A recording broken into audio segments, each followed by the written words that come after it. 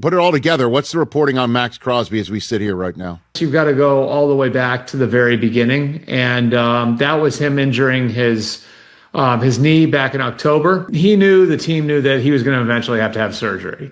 The question was when. It was a pain tolerance thing to some degree. They made the decision they were going to shut him down. He didn't like that. He went and sought a couple of outside opinions on the knee. And those doctors outside the organization told him wasn't perfect, but like he'd be okay to play out the last couple of weeks of the season.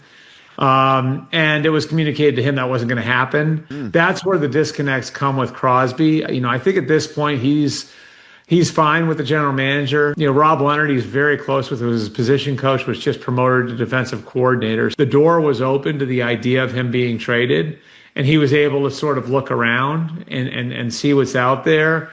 And so I think shutting that door is difficult if you're the Raiders and saying, no, we're not going to trade you. So obviously calls have come in. I think, a quarter of the league, if not more, is interested in trading for him at various different prices. I think his perception was that what was communicated to him was he's being sat down so the Raiders could pursue the first overall pick. The psychology of Max, obviously he's a great player. He's accomplished a lot. He's self-made, a former fourth-round pick who's, risen to the highest level at his position.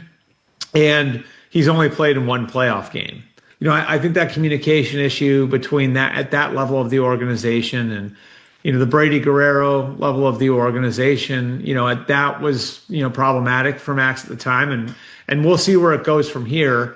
But I can tell you this, people in that organization love the player, but I'm sure there's some thought, we're going to bring a rookie quarterback in here and Fernando Mendoza in all likelihood. And, this might take 2 years, 3 years. And do our timelines match up with Maxx Crosby? I think those are all fair questions to ask. If there is a trade, you mentioned sooner rather than later is best in terms of the scope of suitors. Who are the teams? I think the Eagles would look at it because the Eagles look at everything. Right. And they've got a high-profile free agent at the position in Jalen Phillips that, is set to maybe get $20-25 million per year next week. So, if you're having trouble getting him signed to an extension, the Bears have been looking for edge help for a long time. And somebody to put opposite Montez Sweat.